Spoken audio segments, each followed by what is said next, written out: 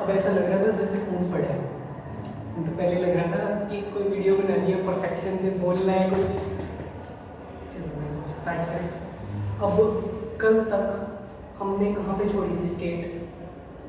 सिर्फ पहले चैप्टर में कि जो अर्जुन है वो अभी शांत में बैठा हुआ है। बस वो हार गया अपनी ज़िंदगी से। जो कुछ भी हुआ grief state, loads of disappointment होती है ना, उसमें चला गया और जाके अपने रथ के पीछे जाके बैठ गया। ये था हमारे चैप्टर में। और हमने जो एक मेन बात सीखी थी कि जब आपकी नज़र भगवान से हटती है, जबकि भगवान उसके आगे बैठे थे, बिल्कुल साथ में ही थे, जब आपकी नज़र वहाँ से हटती है तो ध्यान इस पे जाएगा नहीं। जब बाहर हम हैं अरे खोल तो जब हमारी नज़र भगवान से हटती है तब दिक्कत स्टार्ट होती है। ये हमने एक मेन चीज़ देखी थी। अब वापस आ जाओ स्टेज में। कौरव की सेना खड़ी है इधर, सारी पांडव की इधर खड़ी है, रथ बीच में आ गया था, अर्जुन बैठ चुका है। अब यहाँ से भगवान एंट्री लेंगे। भगवान उठते ही उसको पहले कहते हैं कि ये क्या कर रहे हो अर्जुन? मतलब ये मतलब कायरों वाली चीज़ें हैं ये, मतलब पूरे हार्श उसमें नहीं बोलते, मतलब गुस्से में कि ये क्या कर रहे हो अर्जुन? मतलब ना तो इससे तुम्हें स्वर्ग प्राप्ति होगी, ना ही तुम्हें कोई कुछ मिलेगा, कुछ नहीं होने वाला, पाप ही चढ़ेगा बल्कि। पूरे जैसे चिल्ला मतलब बोलने चिल्ला के थोड़ा हार्शली, और उसको कायर कह दिया मुंह पे कि ये कायरों की हरकतें होती हैं। मतलब उसको तो अब देखो, अब किसी ने एकदम से हुआ तो अर्जुन जो बैठा हुआ था हारा हुआ एकदम से खड़ा हुआ, क्योंकि अब यहाँ पे देखो हमें एक ही चीज़ में समझ आ गया कि अब मान लो यार ये डिस्टर्ब कर रही है यार दोनों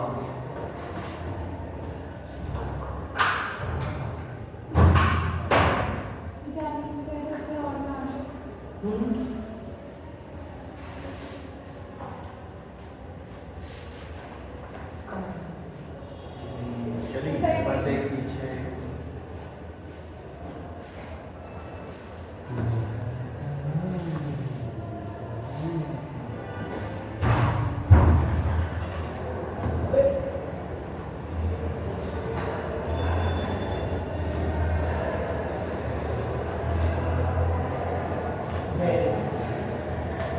एक और भी है क्या?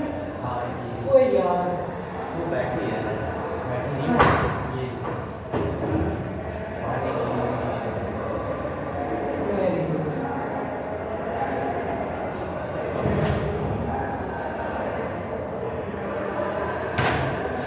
लग जाएगी यार, इधर आके छोड़। ले एक और आ गई है, एक और वही आ है। गई है, आती ही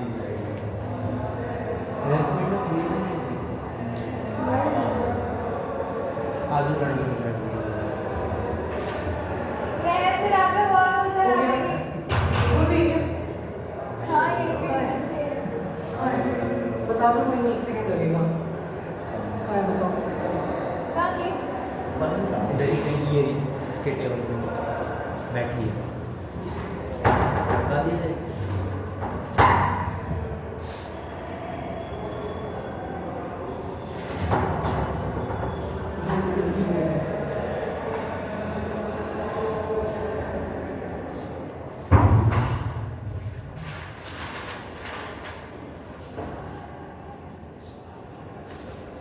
अब देखो, जब हम परेशान होते हैं, हम किसी सुनने की हालत में होते हैं कि हमें कोई कुछ समझा दे, सामने वाला लेक्चर देता है, कुछ समझाने के पर कुछ बढ़ता है दिमाग में, तो पहले भगवान का मोटिव था कि उसकी पहले साइलेंस को ब्रोक कर दें।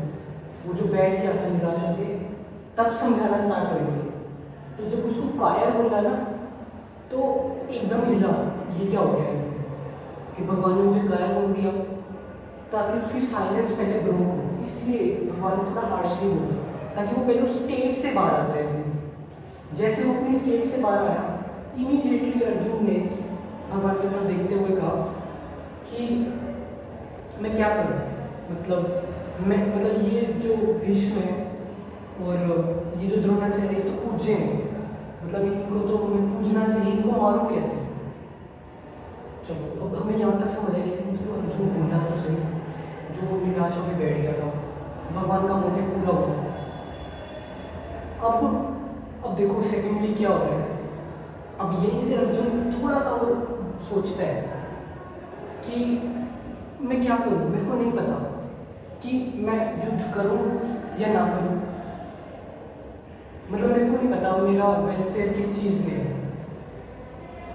इतना कह के एक तीसरी लाइन और बोल जाता है, कहता है कि युद्ध तो नहीं करना चाहिए, ये इनको मार के जो खुशी मिलेगी पर वो खुशी तो होएगी नहीं, शोरूम में मर जाऊंगा, ये भी मर जाएंगे, और जो किंगडम आएगा, मतलब किंगडम वेल्थ जो भी आएगी वो लग रही होगी, खुशी पर होएगी, तो इसलिए युद्ध में नहीं करूँगा।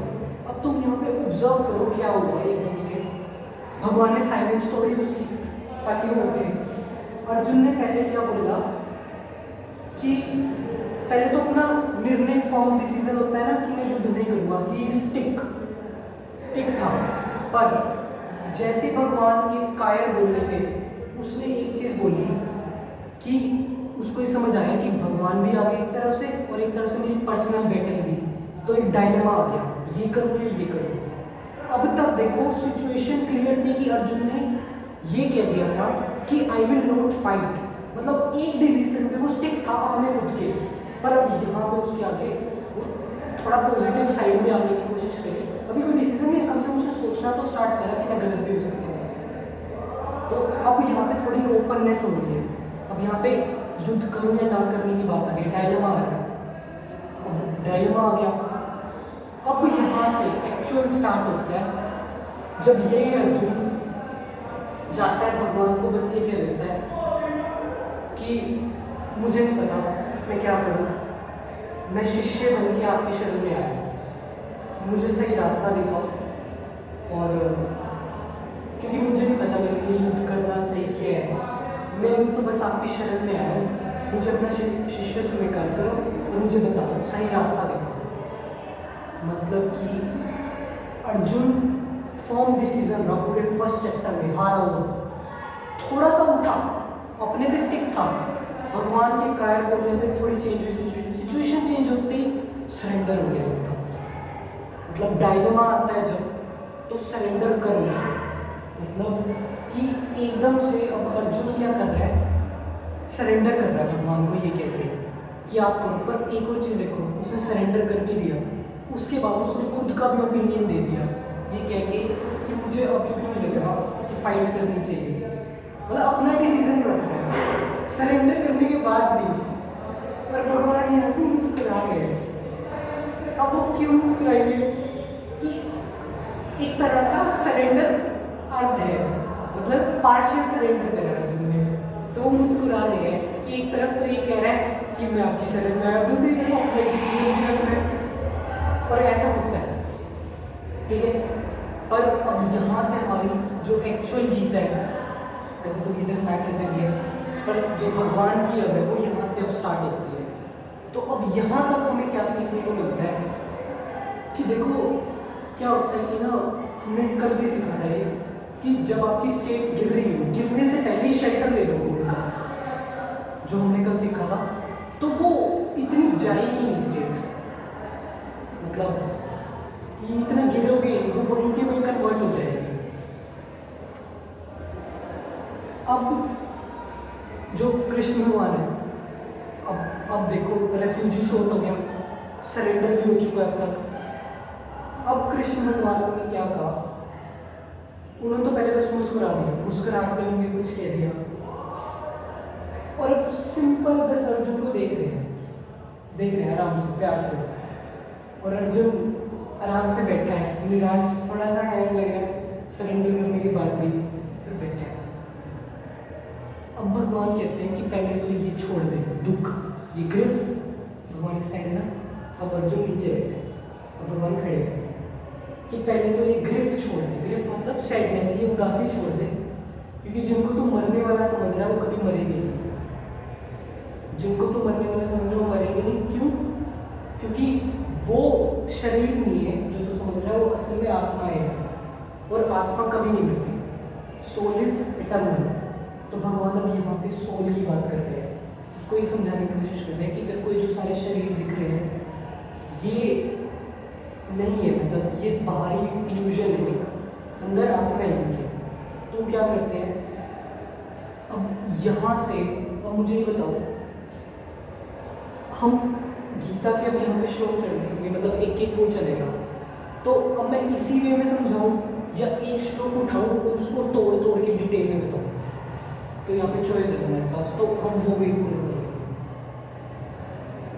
कि या तो जैसे चल रहा है वैसे चला गया तो ऐसे ही स्क्रिप्ट में चला तो या फिर कि तुम एक बुक उठाई, हमने बुक में से देखा और मतलब वो जो उसकी डिटेल्स थी, या वो मतलब, या फिर ऐसे कि जो जैसे बता रहा हूँ जब तक ऐसे चलता है वैसे बताऊँ, और तुम अपनी रीडिंग जब भी करो ऐसे ये तो समझ आई जाएगी। ऐसे ही ठीक है ना, उसमें टाइम भी लगेगा, है ना?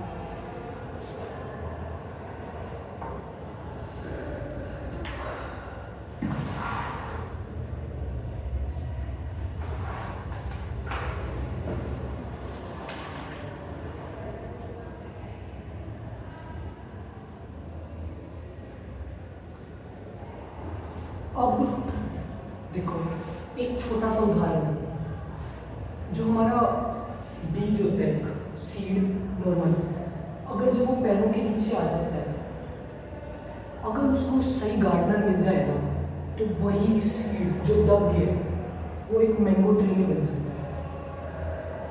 यहाँ पे राइट गार्डनर कौन है? गॉड, सिंपल, ठीक है।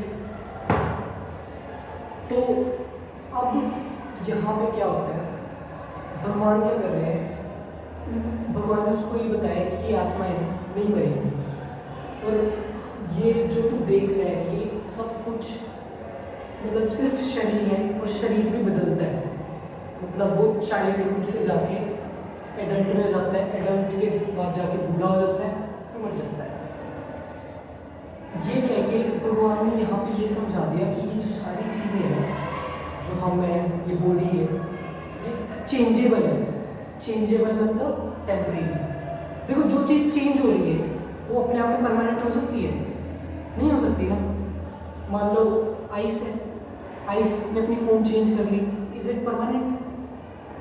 तो याद रखो जो चीज़ चेंज हो रही है वो परमानेंट है नहीं, वो है ही टेम्परेरी। बॉडी चेंज हो रही है, हम देखो चाइल्डहुड में कैसे थे अब कैसे हैं, टेम्परेरी हो गए, वो स्टेट टेम्परेरी थी, अभी भी टेम्परेरी है।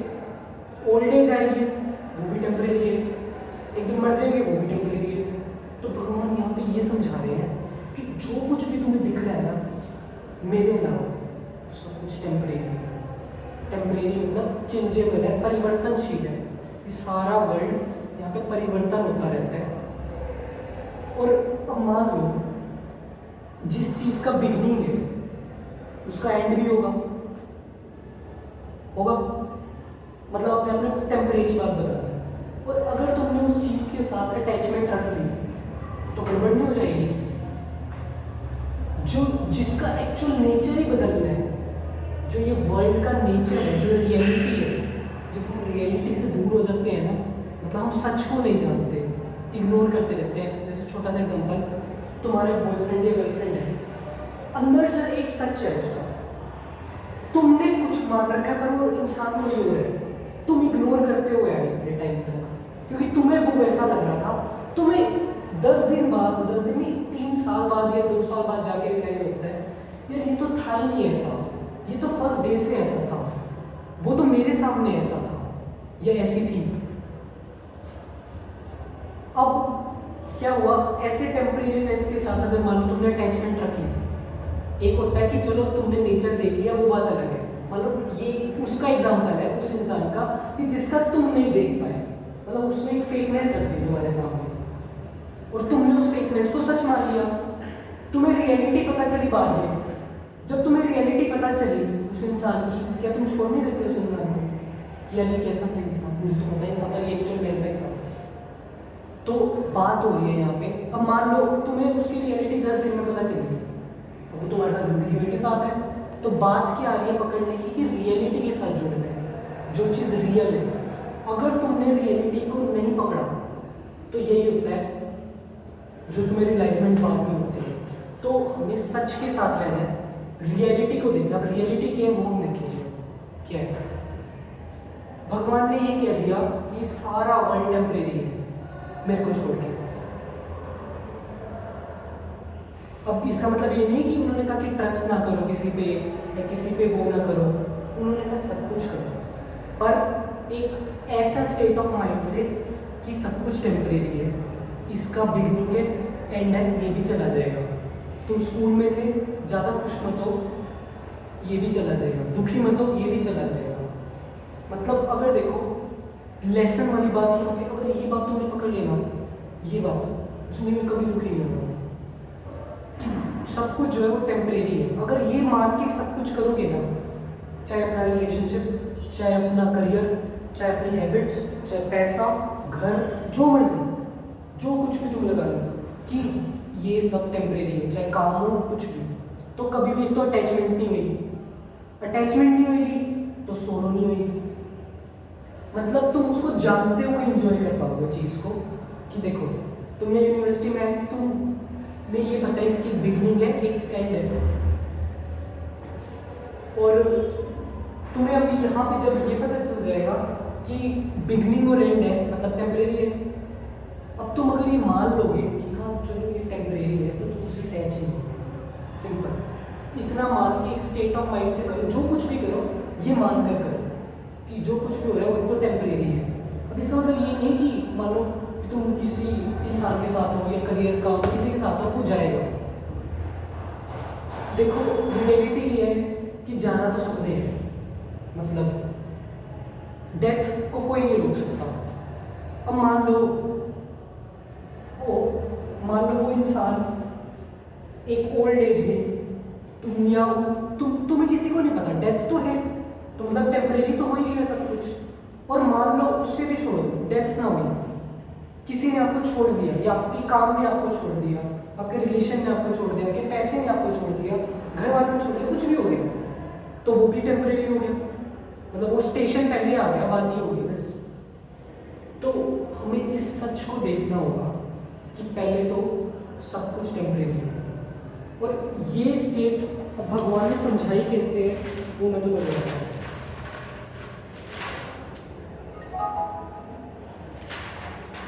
देखो अगर ये हमारी सेंसेस है, इसका किसी के साथ कॉन्टेक्ट हुआ, टच, अभी सेंस का नाम क्या है, टच, उसने टच करा, ये तुम्हें पता है टेम्परेरी है, ये वर्ल्ड समय टेम्परेरी है, ये भी टेम्परेरी है। ये टच तुमने उठाया, जो एक फीलिंग तुम्हें आई, मतलब एक मेंटल ट्रांजैक्शन हुई माइंड में, जो चीज़ टेम्परेरी है तो मेंटल ट्रांजैक्शन जो है वो भी टेम्परेरी है। फॉर एग्जांपल मैंने टच करा, मुझे एक ओ वाओ अच्छा फील हुआ, तो वो अच्छा फील भी टेम्परेरी ही होगा, क्योंकि वो जो कॉन्टेक्ट हुआ वो चीज़ जब तक टेम्परेरी है ना, तो वो जो फीलिंग माइंड में रहेगी ना वो भी टेम्परेरी होगी, फिर चाहे वो पेन हो या प्लेजर, सिंपल। अब अगर तुम रिलेशनशिप अगर तुमने रखा कोई ऐसी चीज़ के साथ जो परमानेंट है, परमानेंट जो चेंज नहीं होती, वो तुम्हें पता क्या है और वही सच है।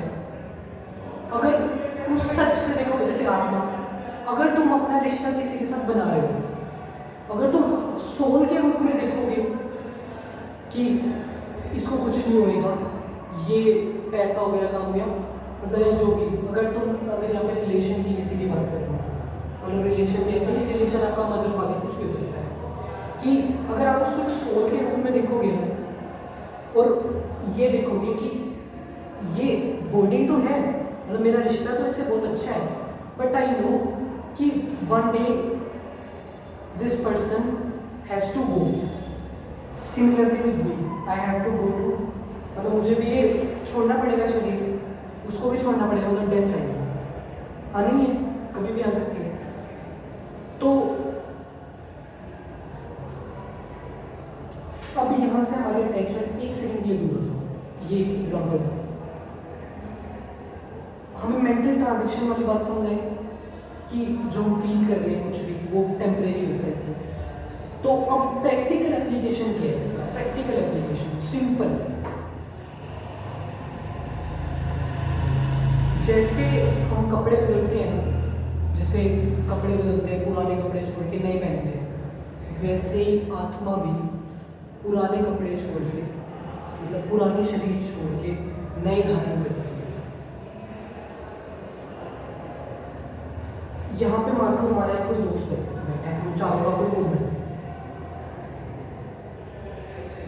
इमीडिएटली तुमने देखा ही इज डेड या शी इज डेड, जो भी हमारा दोस्त था, अगले सेकंड में तुम्हें पता चला वहां पे एक बच्चा पैदा हो गया उधर ही अभी, और उसी के 10 दिन बाद हमने देखा कि वो मर गया। हमने देखा अच्छा यहाँ पे एक बच्चा पैदा हो गया, तुम वहां गए, अब क्या हो रहा है? आत्मा वही है, वो बस अपने कपड़े बदल रही है। सोचो देखो, हमारा जो दोस्त था, अगर हमें पता चल जाए यार उसको अभी अभी जन्म हो गया वहाँ पे, हम कितने उससे जाएंगे ना भागते हुए, यार है तो वही, है तो वही, नहीं नहीं नहीं ये शरीर अलग है तो वही, मरा नहीं है। अगर इस स्टेट ऑफ माइंड से चलेंगे तो कभी परेशान नहीं होंगे किसी की भी डेथ पे, क्योंकि ना क्या होता है ना, सबसे बड़ा जो अंदर फियर होता है ना, वो होता है फियर ऑफ डेथ। अपने का नहीं, मतलब खुद का नहीं, अपनों का कहीं ना कहीं होता है। तुम देख लो, इमेजिन कर लो, हमारे मन में कभी ना हो कि यार अगर ऐसा हो तो क्या होगा, हम नहीं ऐसा कुछ नहीं होगा। पता नहीं आंसू किसी के आए हैं नहीं इस बात को सोच के, पर देखो अपने लव्ड बीइंग का, चाहे मदर फादर जो मर्जी हो, उसका होता है, मतलब अपनों का। तो एक तो ये फियर रिमूव होगा सबसे पहले, ये हो गया तो खुद का भी रिमूव हो जाएगा जो फियर ऑफ डेथ होता है, और हमें एक सोल प्रिंसिपल समझ आ गया कि सोल कैसे चलती है। तो हमें ये समझ आ गया कि ये जो हमारे रिश्ते हैं, my dear ones, loved ones, it's are temporary, and हमें ये चीज़ देखनी पड़ेगी जो आत्मा, अगर हम सोल कॉन्शियस या कृष्ण कॉन्शियस या सुप्रीम कॉन्शियस जिसको कहते हैं, उस स्टेट ऑफ माइंड से देखेंगे ना चीज़ों को, तो हम एक ब्लिस स्टेट में एग्जिस्ट करेंगे। ब्लिस क्या होती है? ना ही हैप्पीनेस ना ही sorrow, a peace in a extreme level of happiness, एक तरह की बहुत खतरनाक, मतलब बहुत अच्छी पीस, और एक परमानेंट हैप्पीनेस, जो क्योंकि वर्ल्ड में जो हैप्पीनेस और सैडनेस होती है वो प्लेजर पेन के रूप में होती है इसमें। तो और ये अब हम इसको प्रैक्टिकल एप्लीकेशन में, एक तो ये चीज़ हमने समझ ली, अब इसको और अगर डीप में जाके अप्लाई करना हो लाइफ में तो क्या करना है? तुम एक तो कोई भी काम करो, कुछ भी करो, कोई भी एक्शन लो लाइफ में, ये जानते हुए लो कि अगर ये शुरुआत हुई है इसकी तो इसका अंत भी होगा। तो पहली स्टेट ऑफ माइंड क्या होगा? टेम्परेरीनेस में चला जाएगा। अगर तुमने किसी चीज़ को टेम्परेरी मान लिया तो तुम अटैच नहीं होगे। उदाहरण के तौर पे तुम ट्रेन में जाते हो, सब गए ट्रेन में, पैसेंजर मिलते हैं, क्या तुम उनसे अटैच हो जाते हो? तुम्हारे को इतने बढ़िया भी मिले होंगे, यार वाह मज़ा, क्यों? अंदर से तो पता होता है ना कि आने वाला है स्टेशन, आने वाला है, अभी उतर जाएगा। बेशक चाहे कश्मीर से केरला तक भी जाना हो, लंबा सफ़र भी हो, चाहे अमेरिका तक का सफ़र हो, तब भी तुम देख लो अगर वो ट्रेन वहाँ तक जाएगी तुम उसके साथ वक्त बिताओगे, तुम उसके साथ रोओगे, खुश होगे, हंसोगे भी, पर जब लीव करोगे तो तुम्हारे अंदर एक मुस्कुराहट होगी। आई थिंक दुख तो नहीं होगा इतना, क्योंकि तुमने पहले ही मान रखा है कि इसका स्टेशन आएगा। ना मेरे को दुख भी हुआ था, थोड़ा सा होगा, इतना नहीं। बट अगर चलो तुम एक मतलब एक ट्रेन जर्नी की बात हो रही है, तुम उसे अटैच तो नहीं होते ना इतना, नहीं क्योंकि तुम्हें पता है, तुम्हारी स्टेट ऑफ माइंड क्या है कि the person is temporary right now, is तो नॉट टाइम तो कम था ना, अब 3 दिन तो 4 दिन। जिंदगी कौन सा परमानेंट टाइम है, ये भी लिमिटेड है, टाइम है। 80 साल 70 साल होते हैं लाइफ में। यही तो बात हो रही है यहाँ पे, विजन को बड़ा करो। जिंदगी लिमिटेड ही है तो टाइम ही थोड़ा एक्सपेंडेड टाइम है बस। टाइम तो लगेगा ना, हम्म? मतलब ट्रेन की बात अलग है, लाइफ की बात अलग तो है। लाइफ भी देखो, अभी तो समझाया, ट्रेन की तो बात हो रही है, एक आत्मा। अब तुम्हारा देखो, लॉर्ड ने कहा कि तुम ये जो शरीर थे, ये मैं तुम ये पहले कहाँ थे, नहीं थे, और डेथ के बाद भी कहाँ होंगे। उन्होंने कहा कि जो बर्थ ले रहा है वो मरेगा जरूर, और जो मरा है वो बर्थ जरूर लेगा। उन्होंने ये कहा। अगर हम ऐसे माइंडसेट के साथ रहते हैं, फिर अब किसी का फ्यूनरल होगा, उसमें भी हम नहीं रो रहे हैं, बोली अरे उसका तो अभी बर्थ होने वाला है, क्यों रो रहे हो? फिर आसपास के लोग भी बोलेंगे कैसे से लोग हैं, ये रोते भी हैं थोड़ा सा भी। देखो, भगवान कहते हैं, तुम्हें क्या लगता है कि ये जो तेरे रिश्ते हैं, तुम्हें क्या लग रहा है कि जिनकी तू इतनी चिंता कर रहा है, यहाँ पे लड़ नहीं रहा है इनको, तुझे क्या लगता है सारी जिंदगी अगर तू मर भी गया तेरे लिए रोते रहेंगे?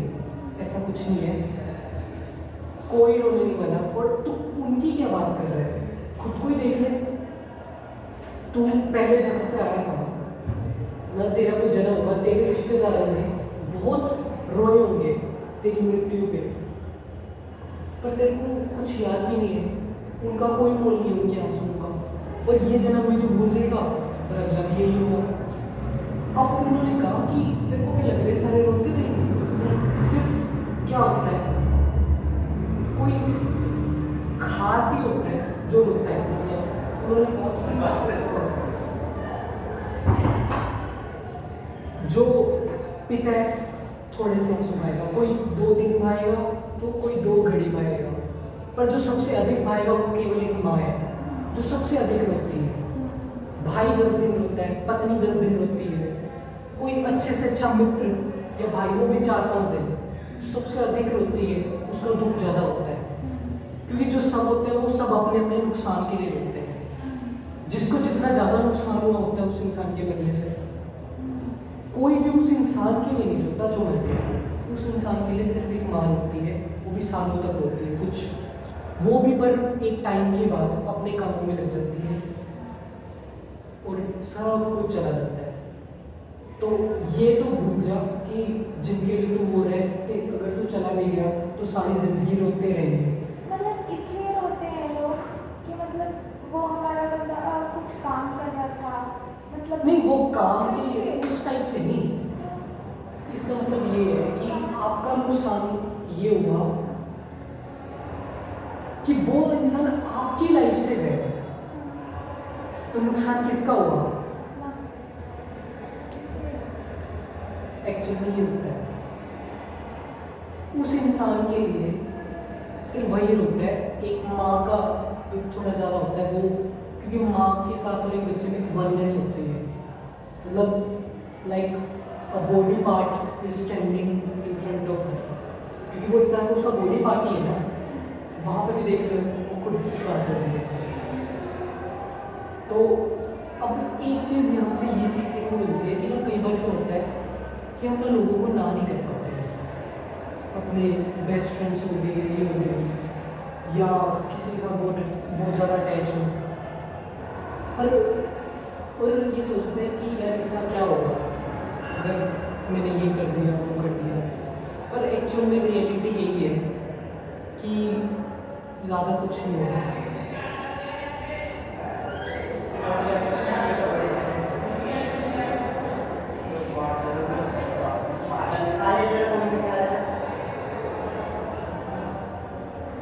तो इससे ना कहने की क्षमता होती है,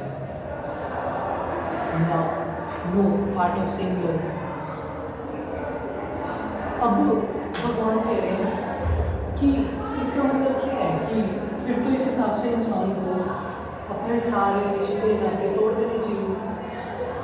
अगर तुम एक तरफ तो रिश्ते नाते तोड़ने की बात कह रहे हो कि सारे रिश्ते नाते तोड़ दे, इमोशंस तोड़ दे सबसे, तो कहते हाँ, हैं एफर्ट्स भी तो नहीं लगेंगे फिर। हाँ वही तो अर्जुन का ये तो सवाल है। ये सब जब टेम्परेरी है, अर्जुन कहता है कि फिर जब सारे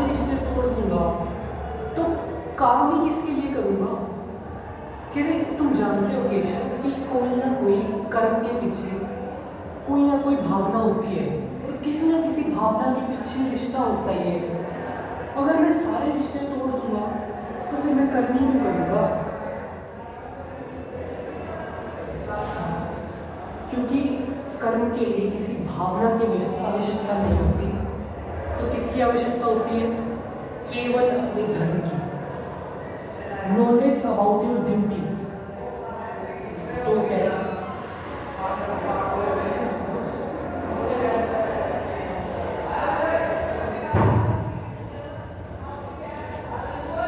भगवान कह रहे हैं knowledge about duty. Knowledge about duty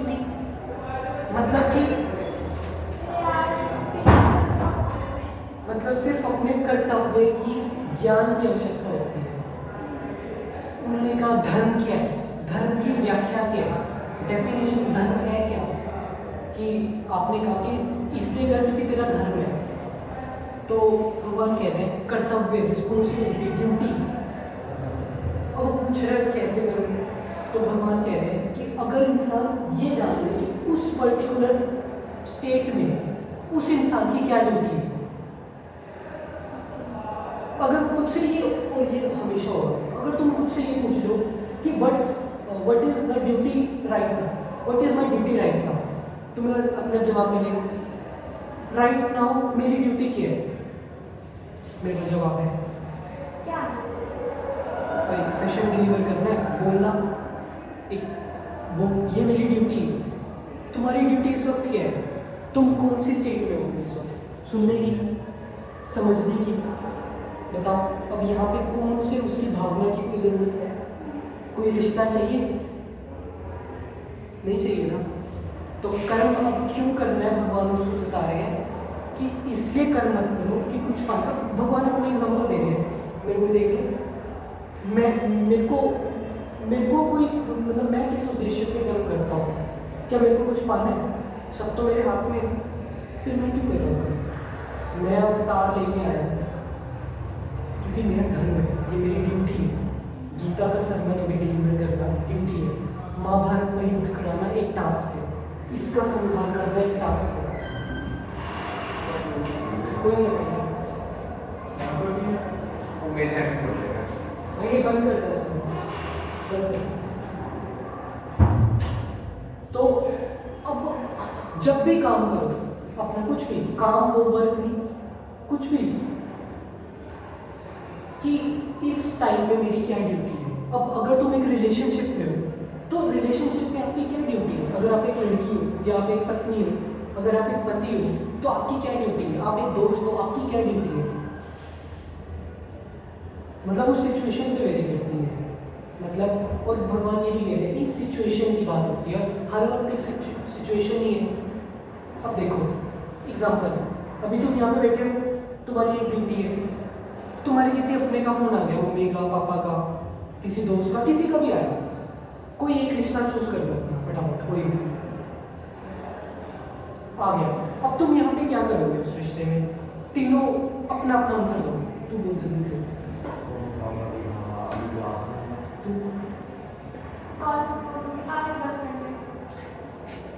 मतलब आ जाऊंगी नहीं, बस बोलूंगी। मतलब what do you choose? Pick करके रिप्लाई करना। अच्छा ओके, अब तुम देखो, तुम तीनों ने अलग अलग रिश्ते चूज करेंगे। कौन सा रिश्ता चूज करें? दोस्त, कौन सा दोस्त? कोई कौन सा दोस्त? Normal friend? अच्छा बात भी क्या हो रही है? मतलब पहले तो फ़ोन आ रहा है, फ़ोन आने की बात हुई कि फ़ोन आया है, तुमने उठाया है। अब हो सकता है तुम साइलेंट भी कर दो, तो सिचुएशन पे मैटर करता है कि एक तो फ़ोन किसका आ रहा है वो भी मैटर करता है। कि अगर मान लो मम्मी का आ रहा है फ़ोन और एक तरह से तुम्हारा इंपॉर्टेंट सेशन चल रहा है, तो तुम्हारी इस सिचुएशन में क्या ड्यूटी है? मम्मी का फ़ोन उठाओ या अपना सेशन सुनो? ये तुम्हारी बात होती है कि तुम टाल सकते हो, बाद में बात कर दो, वो व्यक्तिगत चीज़ होती है। तो भगवान यहाँ पे समझा रहे हैं कि जो धर्म है एक तो पर्सनलाइज होता है, व्यक्तिगत होता है, इसका निर्णय तुम्हें खुद को ही लेना पड़ता है, कोई और नहीं लेगा, तुम खुद लोगे। ओके, और हर बस ये सवाल, मतलब अगर तुम ना, जो अगर तू अपना कर्म है ना, अगर तू धर्म समझ के करता रहेगा तो बॉन्डेजेस से मुक्त रहेगा। अब बॉन्डेजेस, अभी यहाँ पे एक क्लू छोड़ दिया मैंने, अब यहाँ पे अभी ये भी बात छेड़ी हुई, पर तुम्हारी वो स्टेट दूसरी जा रही थी तो छेड़ी पड़ी। अभी कर्मयोग की बात है, जो हम ड्यूटी पे आ गए ना तो हम इसको डेलीगेट करते हैं, पर हमें समझ के आ गया कि कर्म हमें किस लिए करना है, क्योंकि हमारी ड्यूटी है उस वक्त। बस अगर ये करते रहोगे ना तो जो बंधन होंगे ना, जो एक्शन से बॉन्डेजेस होते हैं, जो डिज़ायर्स होती है ये वो, तो इन सब चीज़ों से एक तो मुक्त रहोगे। मतलब एक्शन जो स्टेट होती है कर्मयोग की बहुत मेन बात है, इसको हम अच्छे से डिटेल में कवर करेंगे, तो ऊपर से कवर करेंगे। अब थोड़ा सा ऊपर से तो हम जा रहा है कि क्या बातें चल रही हैं क्या नहीं। अब थोड़ा ना एक फ्लो मैच करवाता हूँ कि अभी तक हमने क्या करा और किस डायरेक्शन में जा रहे हैं। अर्जुन उठ चुका था, भगवान ने सोल की बात करी। सोल की बात वो करते करते अर्जुन के सवाल आए कि कर्मी को करूँ, भावना सबको त्याग दो, ये वो, वहाँ से उन्होंने कर्म की बात कर दी। तो यहीं से 3 चैप्टर का ये फ्लो है, एक तरह से ऊपरी लेवल पे एक बेस आउटलाइन ये है। अब थोड़ा गहराई में उतरते हैं, जो सेकंड चैप्टर जो हमने आज कर रहे हैं। सबसे पहले भगवान सोल को समझा रहे हैं, सोल, और वो ट्रूथ और अनट्रूथ में रियलिटी बताएंगे क्या डिफरेंस होता है, कि तुम्हें किस तरह रियलिटी की तरफ रहना है और अनरियलिटी को छोड़ना है किस तरह। और फिर उसके बाद धीरे से वो एक ट्रुथ प्रिंसिपल होता है, सोल प्रिंसिपल, इसको सांख्य योग बोलते हैं। चैप्टर 2 का नाम सांख्य योग है, ठीक है। सांख्य होता है जो जिनका इंटेलेक्ट स्ट्रोंग है, जिनकी अंडरस्टैंडिंग की पावर स्ट्रोंग है, समझने की, वो उनके लिए, और उन्होंने हायर वो दे दिया। वो कहते हैं जिसको ये भी ना समझ आए तो उसके लिए फिर मैंने आगे और इजी में कर्मयोग बता दिया। कर्मयोग भी जिसको ना समझ आए मैंने आगे भक्ति योग बता दिया। पर तीनों की डायरेक्शन क्या है, योग, सांख्य योग, कर्मयोग, भक्ति योग, तीनों रास्ते भगवान की तरफ ले जा रहे हैं। आप कोई भी चूज करें। उन्होंने हर इंसान को देखो ध्यान में रखा है, पूरी ह्यूमैनिटी के लिए दिया ना गीता का, कि जो तो ज्ञानी वानी है वो अपनी नॉलेज के बेस पे योग करेंगे, भगवान से यूनाइट हो जाए। जो जिनको ना समझ आए ये सोल वोल ट्रूथ और ट्रूथ की बातें, वो कर्म के थ्रू हो जाए।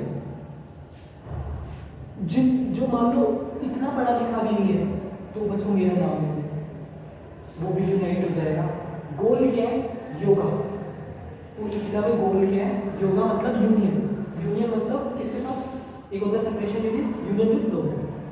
तकरीबन मैं तो रिपीट करना है, ठीक है। तो ये योग है। अब हम कौन सा पढ़ रहे हैं, सांख्य योग। अगर तुम्हें ऊपर से जाए थोड़ा तो दिक्कत मत लेना। सांख्य का मतलब, सांख्य का मतलब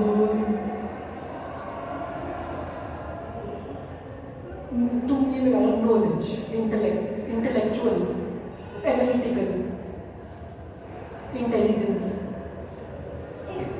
ओके एक और डाउट था कि जैसे मतलब इस टॉपिक से रिलेटेड तो नहीं है, ऐसे ही है जैसे कल वाले चैप्टर में देखा है ना, द्रोणाचार्य जो है वो ब्राह्मणों को ज्ञान देते हैं और भी किसी को पहले वाले टाइम में परशुराम, हाँ पहले वाले में परशुराम ठीक होता था, तो कास्टिज्म वगैरह तब से स्टार्ट हुआ था।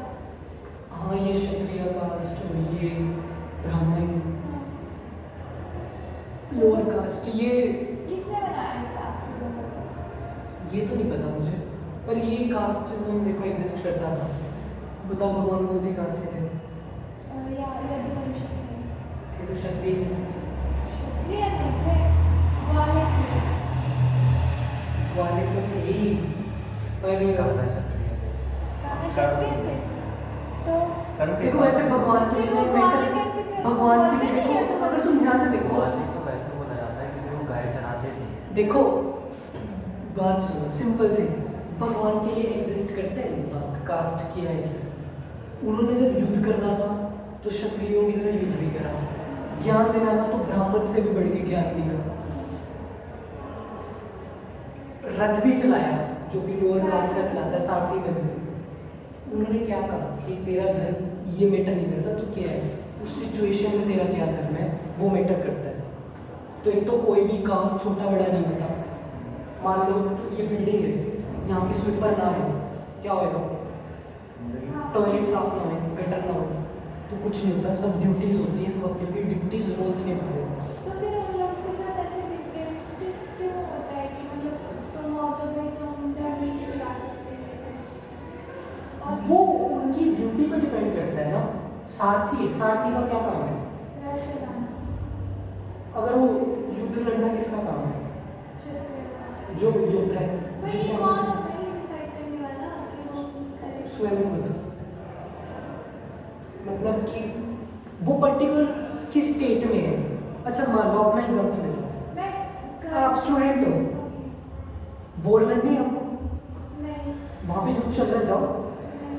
जाओ जाओ। लेकिन अगर मेरा इंटरेस्ट है कि हाँ मेरे को मार वगैरह में ज़्यादा इंटरेस्ट है, वो अब ऐसा है कि ठीक है अब मेरे को किसी टीम की तरफ से लड़ना है, जैसे कर्ण लड़ रहा था, कर्ण, तो उसने जो सीखा हुआ था तो वो चुपके से सीखा हुआ था। तो मेरा क्वेश्चन ये है कि अगर मान लो अभी ऐसे वाले टाइम पे, अभी तो चलो कास्टिज्म नहीं है, पहले तो जो पढ़ाते थे वो भी तो बड़ी कास्ट को ही पढ़ाते थे, पहले तो छोटी कास्ट वाले लोगों को पढ़ने का भी वो नहीं ऐसा नहीं है, पढ़ाते थे। नहीं पढ़ाते। द्रोणाचार्य खुद ब्राह्मण थे, उन्होंने इनको ही तो शिक्षा दी, पांडवों को, गुरु ही तो थे। वो परशुराम का अपना पर्सनलाइज रूट था। वो ना एक्चुअल में ना देखो पढ़ाते वो क्या थे, वो ब्राह्मणों को सिखाते थे, मतलब टीचर्स टीचिंग टीचर्स, वो ब्राह्मणों को ही शिक्षा दे रहे। जैसे वो है संतवंत, उसके आगे ब्राह्मण है बैठे, उन्हीं को सिखाया, उनके साथ उनका घर घर चल रहा है। तो उसने कहा कि ब्राह्मण का धर्म ऐसा नहीं है, जब धर्म संकट आता है या जब अधर्म होता है तो एक ब्राह्मण को तलवार धारण करना भी आना चाहिए, मतलब युद्ध भी आना चाहिए उसको।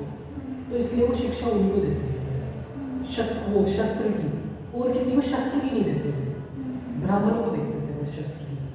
तो ये उनका अपना रूल था। कर्ण ने ब्राह्मण का भेष बदल के उनसे वो शिक्षा अधर्म से ली थी। इवन उसको श्राप भी मिला फिर परशुराम से क्या शब्द है? कि जब तू जिससे तू सबसे ज़्यादा घृणा करता है, जेलेसी करता है, और जब तू अपने जीवन का सबसे इम्पोर्टेंट युद्ध लड़ रहा होगा, तब तो मेरी सारी हुई दी हुई विद्या भूल जाएगा, तेरे को मंत्र याद नहीं आएंगे जो पकड़ वो बोले, तेरा रथ का पहिया भी उसमें धंस जाएगा। और ऐसा ही हुआ अर्जुन और उसके युद्ध में, इम्पोर्टेंट युद्ध चल रहा था, अर्जुन और उसको बहुत खतरनाक भीषण, एंड टाइम पे आके यही हुआ एग्जैक्टली, श्राप हुआ और उधर से अर्जुन ने गर्दन निकाली वो थी। उसकी पर्सनल चॉइस थी, वो कास्टिज्म की वजह से ऐसा नहीं। नहीं था। एक सवाल और एक ना रामायण वगैरह में ना वो था कि जो श्री राम थे उन्होंने शूद्र कोई था उसके साथ बैड बिहेव किया था। राम ने हाँ, ये और ना मतलब आप सर्च करना जाके, अभी बस नोट कर लो कि मैंने कहा था, सर्च करना जाके। तो और एक ये भी था ना कि जब सीता माता आई थी वापस लंका से यहाँ पर, तो उन्होंने कहा था ना कि जैसे घी होता है और उसे कुत्ता खा लेता है, अब उस प्रकार से तुम हो मेरे लिए सीधे, तो इसीलिए अब मैं तुम्हें कभी स्वीकार नहीं करूँगा।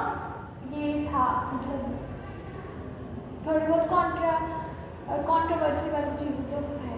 पर तो वो भी हो गया था ना, जब भगवान राम को पता था पहले से कि ये सब होने वाला, तो उन्होंने सीता माँ को पहले अपने देव के पास दे दी थी। वो तो छाया सीता के को कहा था उन्होंने ऐसे, लेकिन कहा था कि जो असली में सीता थी ना, वो तो अग्निदेव के साथ चले गए थे, और जो रावण के पास थे वो जो छाया सीता थे वो ही थे। हाँ, तो इस हिसाब से वो तो करना नहीं चाहिए था, पर वो पता नहीं क्यों आया था। एक बार सर्च कर लेना, मेरा इस पर डाउट है। हाँ, एक और सवाल कास्ट को लेकर, जैसे जो सबसे लोअर कास्ट है, भगवान वहाँ पे भी तो पैदा हो सकते थे, फिर ये कास्ट वगैरह का कभी सी भी नहीं। ये सवाल तो थोड़ा बहुत अजीब सा नहीं है? मैंने एक बार पूछा था कि अगर भगवान मतलब ये सारा कास्ट वगैरह का है, अगर सबसे लोअर कास्ट में आ जाते हैं, पैदा हो जाते हैं, तो ये सारी चीज़ें कास्ट वगैरह वो तो कभी होता नहीं। वो अगर देखा जाए कृष्ण भगवान यादव वो जो है जैसे तो बताया, तो ये दोनों मैं कौन वो नहीं बोल रहा, एक सबसे लोअर वाला यादव होते वो वाली की हैं, बात और यादव लोग है। क्षत्रिय थोड़ी ये होते हैं। लोअर नहीं है, ये भी वो क्षत्रिय में ही आते हैं। हाँ वो गाय चलाते हैं उनको कान्हा ने क्या वो युद्ध ये भी सबसे किया है। लोअर की बात कर रहा हूँ। युद्ध तो फिर? क्या है, ये लेकिन भी देखो हर जगह तो बोलते हैं कि वो यादव है, हमारे यहाँ समाज से फिर भी तो मतलब यादव जैसे नहीं बोलते होते हैं ना हैं। अभी वो उस तो हिसाब से दुर्गानी ही होते हैं, उनको यादव बोलते हैं। मैं भी यादव ही क्षत्रिय में। ये कास्ट भगवान ने तो नहीं बनाई, इस वर्ल्ड की चीज़ें, वर्ल्ड की चीज़ें टेम्परेरी उनके खुद से बना दी, नहीं बना, क्या लेना देना। सिंपल याद रखो, तुम आए हो इस दुनिया में, अपनी ड्यूटीज़ पूरी करो, अपने रोल्स अच्छे से निभाओ और चलो। रिलेशनशिप में हो तो अपनी ड्यूटी अच्छे से करो, 100% दो, और इतने अच्छे से रोल निभाओ पर एक स्टेट में टेम्परेरी अंदर से। तो जब सेपरेशन होगी, अगर कभी भी हो सकती है, तो नहीं आता और होएगी, तो यहाँ पे नहीं बिगड़ेगा कुछ। अब तुम चाहे इसे काम में लगाओ, अपने अप्लाई करो इस कंसेप्ट को, पैसों में लगाओ, रिलेशनशिप में लगाओ, जो भी तुम्हें दिख रहा है वहाँ सब लगाओ। तो अगर ये स्टेट से करोगे तो यहाँ नहीं चलेगी ये चीज़ कभी भी, सिंपल। और इसका यही है कि अपने स्टेट को इस चीज़ में लाओ। अब हमने ये तो समझ लिया कि हमें रिलेशनशिप, जो वो वाला रिलेशन नहीं, एक रिलेशनशिप वर्ल्डली चीज़ों के साथ नहीं रखना, जो वर्ल्ड में चीज़ें हैं, मतलब जो मन बहुत ज़्यादा जोड़ रखते हैं। फिर रिलेशनशिप रखना किसके साथ है, कोई ऐसी चीज़ जो परमानेंट है। भगवान के साथ सोचो, जो चीज़ कभी पैदा ही नहीं हुई वो मरेगी ही नहीं, जो अजन्मा है वो अनडाइड है। इसके साथ तुमने रिश्ता जोड़ लिया तो खुशी परमानेंट नहीं होगी। और हर इंसान किस लिए कर रहा है भैया, खुशी के लिए। बताओ करोगे किस चीज़ में दुख मिलेगा, यहाँ पे कहीं ना कहीं खुशी मिल रही है, कुछ ना कुछ तो, या कुछ भी हम करते हैं तो, और अगर ना मिले तो वहाँ से भागते हैं, पेन से भागते हैं। और अब ये देखो, अब हम सांख्य योग की बात करते हैं, सांख्य योग स्टार्ट करते हैं, है ना। सांख्य योग ट्रुथ प्रिंसिपल की बात करते हैं, तो मैं थोड़ा सा ट्रुथ में पता तो चलेगा कि क्या बात हो रही है, कि क्या अनट्रुथ है, क्या ट्रुथ है। इसको अब और समझते हैं। एक गोल्ड का वो है हमारे पास ऑर्नामेंट, चाहे तुम इसे एक नेकलेस ले लो या कान की बाली ले लो, पर गोल्ड का एक ऑर्नामेंट है, ये बड़ा है काम है। तुमने इसमें से गोल्ड को, जो गोल्ड है अपने आप में, उसको निकाल दिया। अब बताओ, ये लो, दो चीज़ें होगी, जो अंदर गोल्ड था उसके निकाल दिया। अब बताओ सच क्या और झूठ क्या।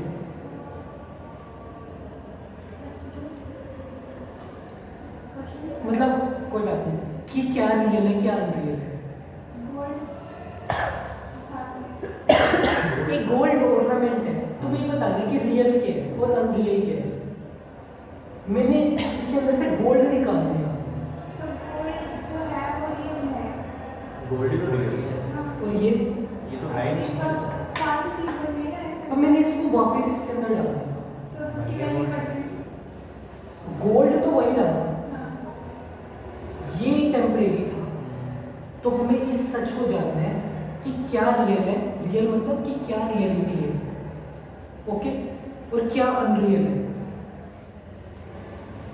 जो अनरियल है वो डिस्ट्रॉयबल भी है, और जो अनरियल है वो चेंज होगी। मतलब ये लगा लो, चाहे तुम इसको ये कहो कि जो अनरियल है वो चेंज होएगी, या ये कह लो जो चेंज होएगी वो अनरियल है या टेम्परेरी है।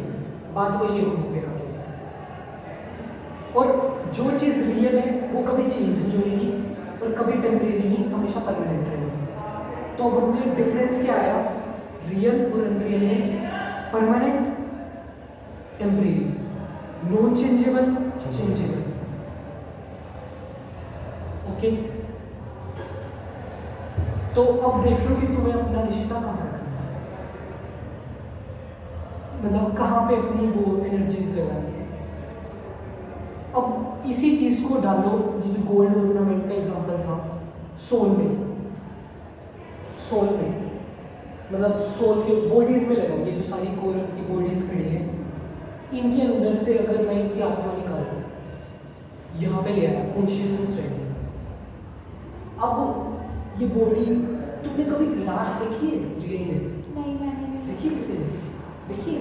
किसी ने देखी? देखिए पास आने वाला लगता है नहीं, मतलब वो वाली स्मेल की वजह से नहीं, तुम्हें वो नहीं लगता कि यार कुछ है ही नहीं रह गया? लगा है कभी कुछ रह ही नहीं गया? आपने कभी लाश तो देखी नहीं? डेड बॉडी नहीं जिसने डेड बॉडी देखी होगी ना, बिल्कुल वो उसकी स्टेट पता कैसी होगी कि देखना तुमने भी नहीं चाहते। नहीं, तुमने उसमें से गोल्ड में से जो ऑर्नामेंट था गोल्ड निकाल दिया। बिल्कुल यही हालत होती है बॉडीज की भी, ऐसे होते हैं। सोल एक अपनी जर्नी में, मतलब भगवान क्या कहते हैं कि देखो जो हमारी सोल है वो तुम ये नहीं थे, मतलब तुम्हारा एक पहले भी काफ़ी जन्म हो चुके हैं और आगे भी होते रहेंगे। तुम ट्रैवल करते हुए आ रहे हो, अभी ये हो कल कुछ और हो गए। तो जो मनुष्य होता है ना वो इसी चक्र में फंस जाता है, लाइफ डेथ साइकिल में। उसको मुक्ति दिलाना है,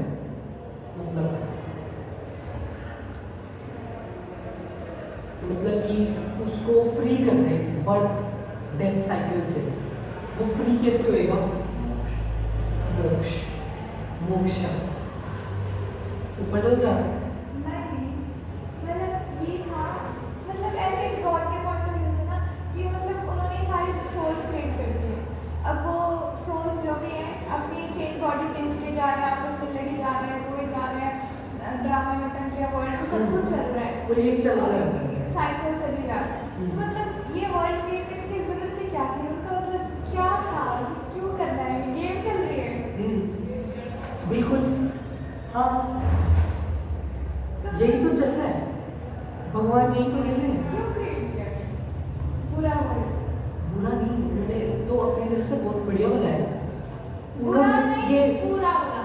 ये सृष्टि बनाई क्यों? हाँ एक आगे वो और श्लोक भी है, कोई गेम खेल सकते एक आगे हैं। श्लोक है जो विराट रूप दिखाते हैं उसको। तुमने देखा विराट रूप? यहाँ से लाशें जा रही है, उन्होंने कहा कि मैं अविनाशी वो हूँ, मतलब मैं ही परमात्मा हूँ, मैं सब कुछ हूँ। ये सृष्टि मेरा ही खेल है, जब चाहे इनको बना देता हूँ। मेरे मुंह से लाखों ब्रह्मांड प्रकट हो रहे हैं, मेरे अंदर ही समा रहे हैं। मैं ही विनाश करता हूँ, मैं ही बनाता हूँ। मतलब I am the destroyer, I am the creator. जब चाहे मन करता है लाखों ब्रह्मांड प्रकट हो रहे हैं हर सेकंड मेरे मुंह से, और एक सेकंड में जा भी रहे हैं। अब देखो भगवान अब इस वर्ल्ड में कैसे लीला करते हैं। महाभारत का युद्ध हुआ, भगवान की वो विनाश का लीला थी एक तरह की, वो नहीं यहाँ पे ह्यूमन बर्थ में। जब महाभारत का युद्ध हुआ कोई नहीं बचा, थोड़े बहुत बचे, सारे मर गए, सारे। इधर सिर्फ 5 पांडव बचे। सोचो लाखों करोड़ों की सेना है, कोई नहीं बचा एक सेकंड में। तो ये तो चलो छोटा सा एग्जाम्पल है, तो भगवान ही डिस्ट्रॉय करते हैं वो। देखो इसको इस चीज़ से समझो, भगवान ये कहते हैं कि जब जो मनुष्य ये जान जाता है ना कि इस दुनिया में मेरे वासुदेव के अलावा कुछ है ही नहीं, तो ऐसा ज्ञानी मनुष्य मेरे को प्राप्त होता है। जब वो ये बात को समझ जाता है कि इस वर्ल्ड में मेरे सिवा कुछ है ही नहीं।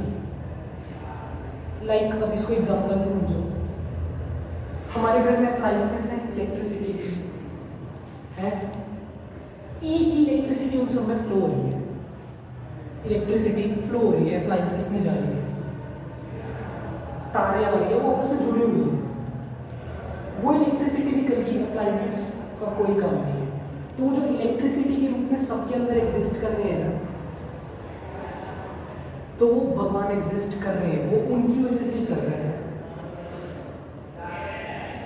अब ये याद रखना कि अगर तुम्हें ये मतलब योग थोड़ा ना समझ आए तो थोड़ा मतलब कि यार ये तो पता नहीं क्या भगवान सोल की क्या ही क्यों हमारा कहने लगेगा सोल से क्या ही समझ जाइए।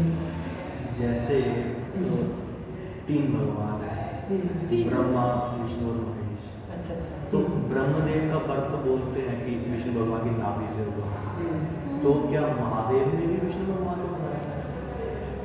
देखो वैसे तो ये Exactly, ये बहुत ही देखो good question supreme is one. Brahma के रूप में मैं ही सृष्टि का रचता हूँ, शिव जी के रूप में मैं इसका विनाश करता हूँ और अपने रूप में इसका पालन करता हूँ। अच्छा, ब्रह्मा भी मैं हूँ, विष्णु भी मैं हूँ, शिव भी मैं हूँ। शिव जी का मतलब वो कैसे हुआ, मतलब एग्जिस्टेंस में कैसे आया? ये तो नहीं पता बट नहीं, शिव जी पहले से थे।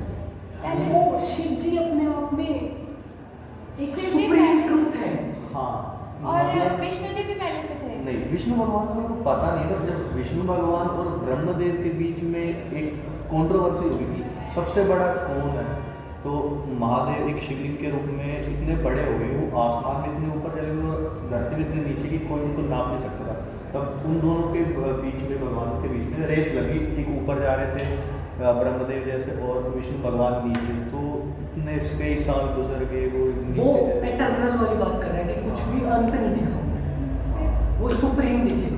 अब क्या होता है कि जो शिव है अपने आप में वो सुप्रीम ही है, मतलब वही गॉड है। शिव जी जो है वही गॉड है, जो विष्णु है वो भी गॉड है अपने आप में। तुम एक चीज देखो कि गॉड अपने आप में बस प्रकट कर रहे हैं supreme one, supreme is one.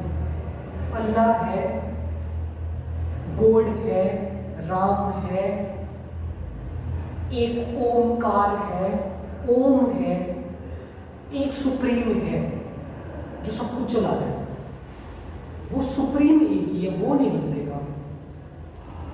ठीक है, मतलब तो जैसे बताया ब्रह्मा विष्णु महेश है, तीनों एक ही, पर एक होता है ना, जैसे हमारे में है, कभी बर्थ हो कोई रहा है, किसको तो मानते हो, कोई किसको मानते नहीं, मानते वाली बात नहीं, जैसे बर्थ हो रहा है तो जैसे पैदा होने की बात है, तो इन तीनों की एग्जिस्टेंस मतलब कुछ तो ऐसी चीज़ हुई होगी जिसकी वजह से ये भी रूप में आए। क्योंकि एक एपिसोड था मैंने देखा, तो महादेव के बारे में बताते कि अगर नंदी जी बात कर रहे थे कि कहीं शिव जी अपना शिवत्व ना छोड़ दे, तो उनका क्या मतलब था, वो अपना भगवान इस चीज़ से छोड़ के नॉर्मल ह्यूमन बीइंग बन जाते, तो उनकी जगह कोई और महादेव बन। जैसे कि बात है ब्रह्मदेव, कुछ हज़ारों करोड़ों साल जो हमारे आज के टाइम पे होते हैं, तो उसके बाद वो ब्रह्मदेव हट के एक नए ब्रह्मदेव आते हैं वहाँ पे, तो वो क्या चीज़ है?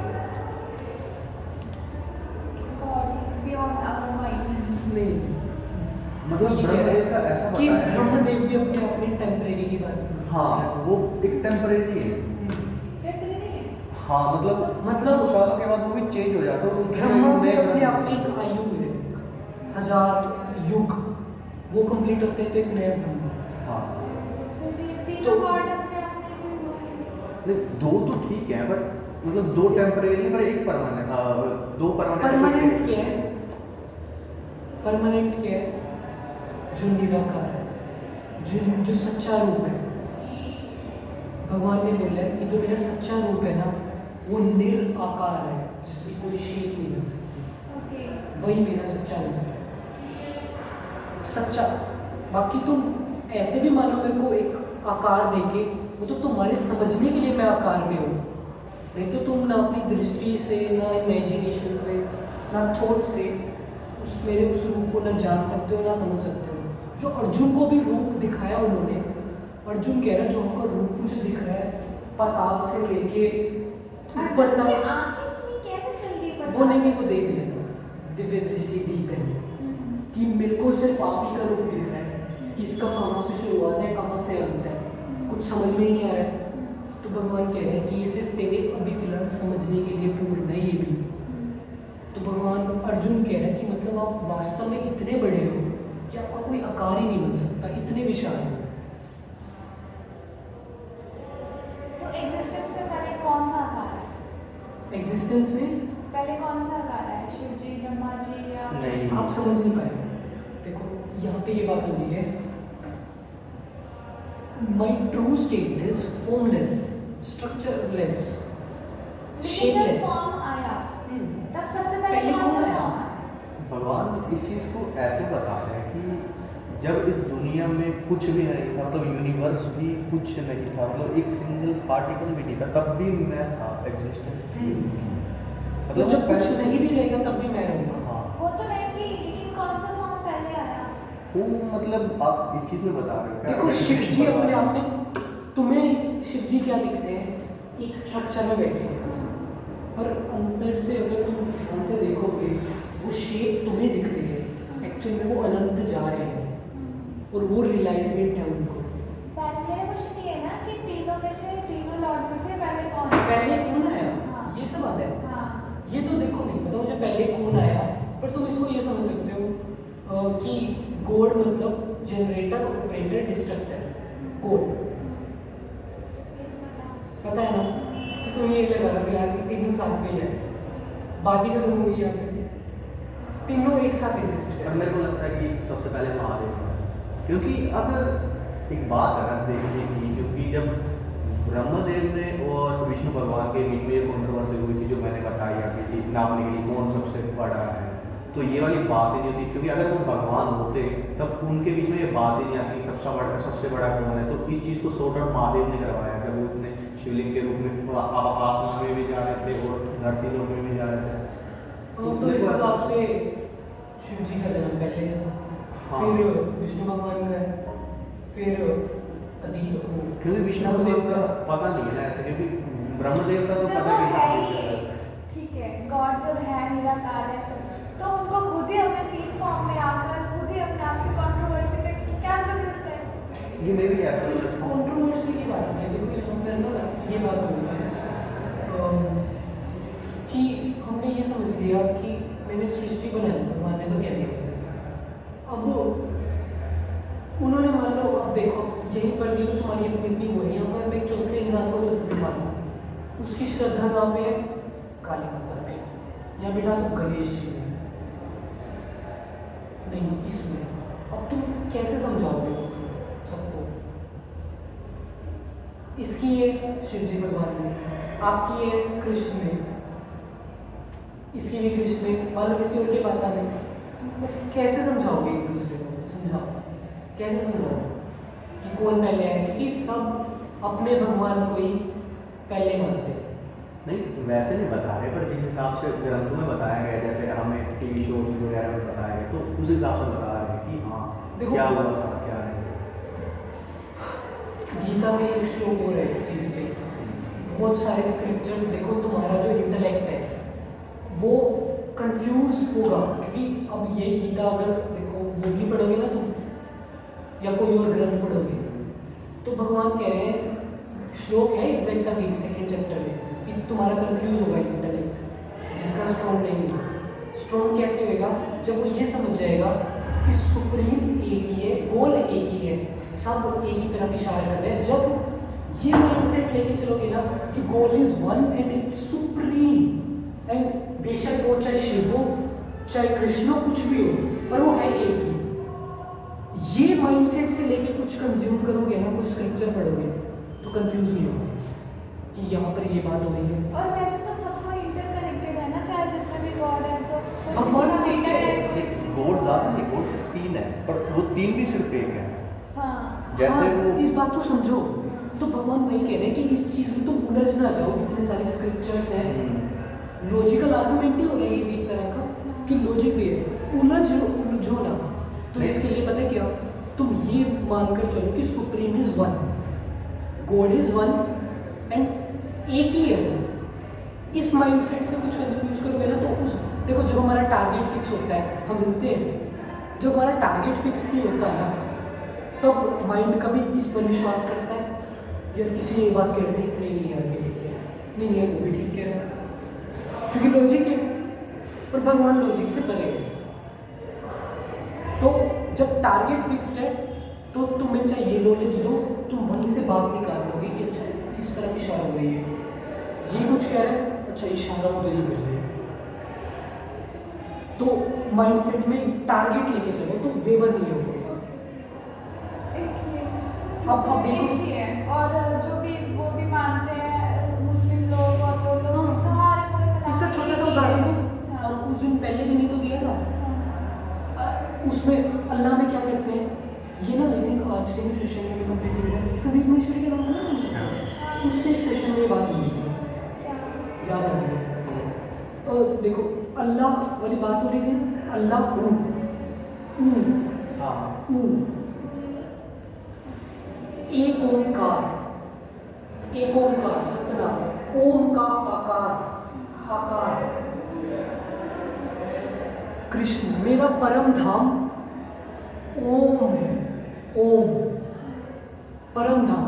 देखो सब इशारे की तरफ कर रहे हैं।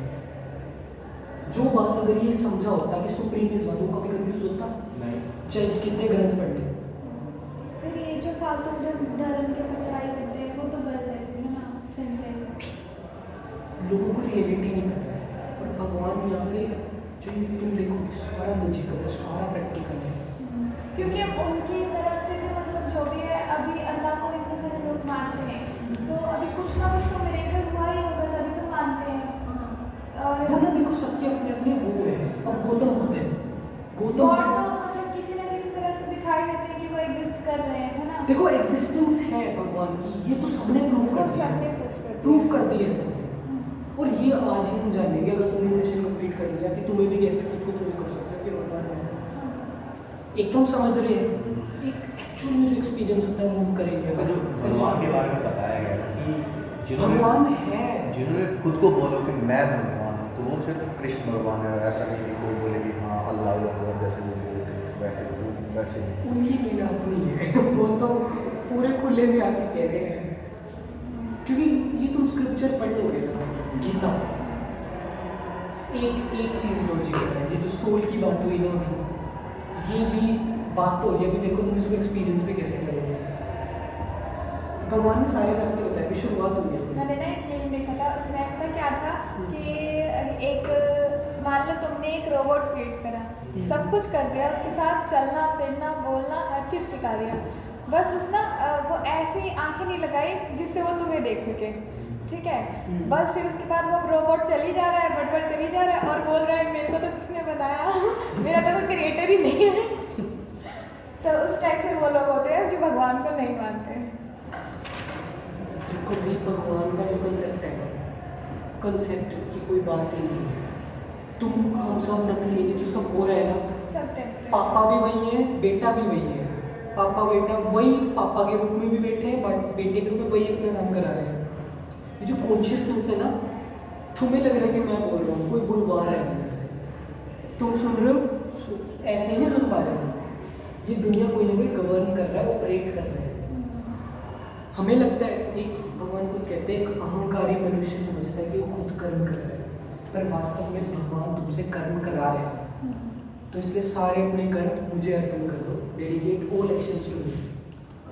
ये समझ के मत करो कि आई एम द लॉर्ड, ये समझ के करो कि सुप्रीम मतलब आई एम द लॉर्ड, मतलब वो अपनी ईगो में बीच में लाओ कि मैं कर रहा हूँ, भाई मैं करवा रहा हूँ। तो ये चीज़ है। अभी हम सांख्य योग में पूरा करेंगे। इसमें ना सांख्य योग पे ना पता है क्या बोला हुआ भगवान ने, कि ये ना बहुत कम लोग होते हैं जो सुन भी पाते हैं इस ट्रूथ प्रिंसिपल को, समझ पाते हैं और डिस्क्राइब कर पाते हैं। पता नहीं मैं कर पा रहा हूँ डिस्क्राइब ढंग से या नहीं। वो तो करवा। एक सवाल है, जैसे बोलते हैं अभी आपने बताया कि भगवान ही सब कुछ करवाता है, तो धर्म भी भगवान करवाता है? नहीं। देखो अभी आपका भी एक सवाल था, अभी दोनों का आंसर मिलेगा। आपने कहा था ना कि भगवान ने गलत रूप बनाए क्यों, हाँ। जब सब कुछ था।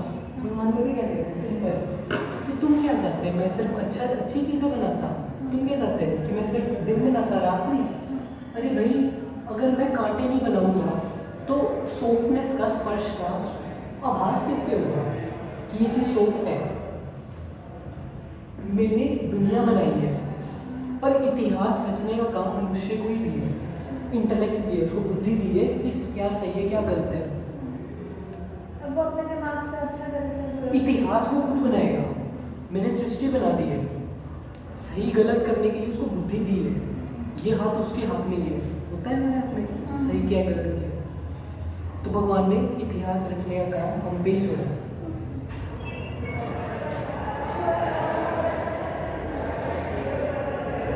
Don't know. पहले क्या जो उसमें नहीं बस सर क्या आ जाऊंगी ठीक हो गया या फिर कोई नहीं, अभी चले जाना, फिर जल्दी से over कर देंगे। ओके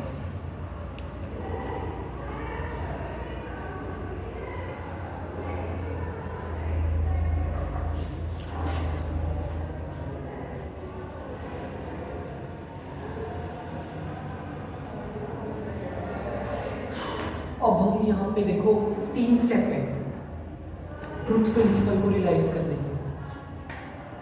नंबर 1 जानना, थॉट। नंबर 2 रिफ्लेक्शन, समझना अपने लेवल पे। Number 3 experience. और स्टेप बाय स्टेप प्रोसेस है। अभी तुम जान रहे हो, जब तुम अपने दिमाग में रहोगे थोड़ा सा कि क्या बात थी, अच्छा जी, वो रिफ्लेक्शन है। जब तुम एक तरीका बताऊंगा कि कैसे एक्सपीरियंस करना है, वो होगा हमारा एक्सपीरियंस। जब आपको ये रियलाइज हो जाएगा, तब ये ट्रूथ प्रिंसिपल जिसको रियलाइज हो गया तो उसका सांख्य योग हो गया। कौन सी 3 चीजें बोली थी पहले क्या था जानना reflection, समझना, समझना एक्सपीरियंस करना, इस तरह से चलेगा। ओके हमें ये जानना चाहिए कि truth principle, soul principle, supreme principle, Krishna conscious, कुछ भी नहीं, इशारा वही है। अब तुम कभी कंफ्यूज ना हो, इशारे एक ही तरफ हो रहा है हर बार। तो भगवान ने इशारा कर दिया इस तरफ सोल की डिस्क्राइब करके। अब भगवान अब सोल के बारे में बता रहे हैं। उन्होंने देखो कहाँ है?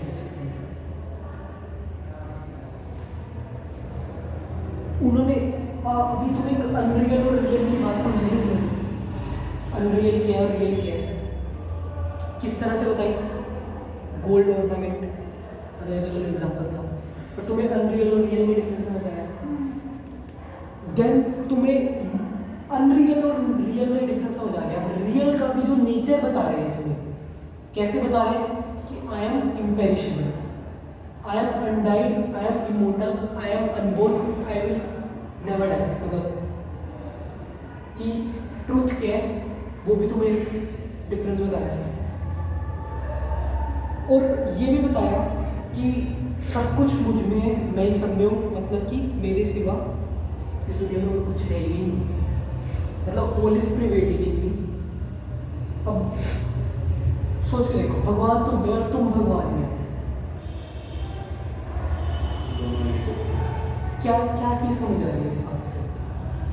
कि दोनों ही एक है। आत्मा है। मतलब you are in God and God is in you.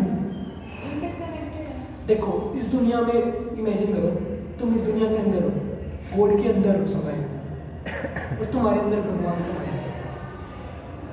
मतलब कि इस दुनिया में उसके अलावा कुछ है ही नहीं। ये बात नहीं आ रही है इंसान, और बताओ कोई और बात निकल रही है, कोई सेंस निकल रही है, यही तो सेंस निकल रही है।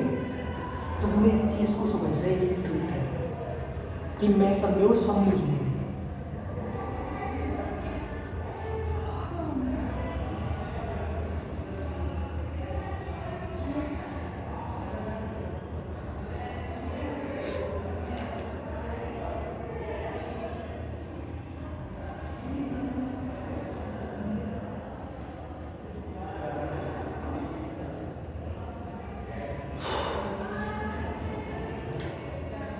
अब तुम्हें एक होलोनेस दिख रही होगी, एक खोखलापन दिख रहा है, वर्ल्ड का एक खोखलापन, उसको तुम्हें समझना है। अब तुमने जान लिया, देखो एक स्टेप कंप्लीट हो गया, सोल को तुमने कहीं ना कहीं समझ लिया। अब भगवान यहाँ पे सोल को कैसे बता रहे हैं कि इनके शरीर अगर काट दो आत्मा नहीं मरेगी, क्योंकि ना आत्मा को कोई मार सकता है, ना उसको हवा सुखा सकती है, ना आग जला सकती है, कुछ नहीं होता आत्मा को। ये जो सुख दुख है ये भी इसको नहीं होते, क्योंकि ये आत्मा मेरा ही अंश है। ये बात सुख दुख कुछ भी नहीं होता। आत्मा को सुख दुख नहीं होता। तो अर्जुन भी यहाँ से सवाल कर रहे हैं, फिर सुख दुख होता किसको है? भगवान कह रहे हैं आत्मा को कुछ नहीं होता, सुख दुख तुम्हारे मन को होता है। ओके तो फिर जब मरने के बाद बोलते हैं वो तुम्हारी कमर ले जाएंगे, पढ़ाई में करेंगे ये वो, तो फिर आत्मा को ही तो उस टाइम टॉर्चर कर रहे होते हैं इसका ना। भी सवाल है इसका भी सवाल नहीं, मतलब सॉरी, इसका भी जवाब है तो ये के तो पास। कर्म पे आ गया ना, जो उसको तो मतलब जब आत्मा को सुख दुख होता है नहीं तो उसको टॉर्चर कर कैसे सकते हैं? बताता हूँ जैसे- इसका पता क्या है, देखो एक सूक्ष्म शरीर होता है अंदर। देखो ये जो आईज है ये मैटर को ही देखती है, अंदर भी 5 एग्जिस्ट कर रही है, 5 शरीर तत्व नहीं। जब ये शरीर मरता है तो एक आत्मा के ऊपर भी एक और शरीर है, वो तुम्हें नहीं दिख रहा है, तुम्हें नहीं दिख रहा, वैसे 5 लेयर्स क्रिएट कर दो तो वो उठ के जाता है, वो भोगता है ये सारी चीजें, पर उनको तुम्हारी आइज नहीं देख सकती, क्योंकि आइज ये इस वर्ल्ड की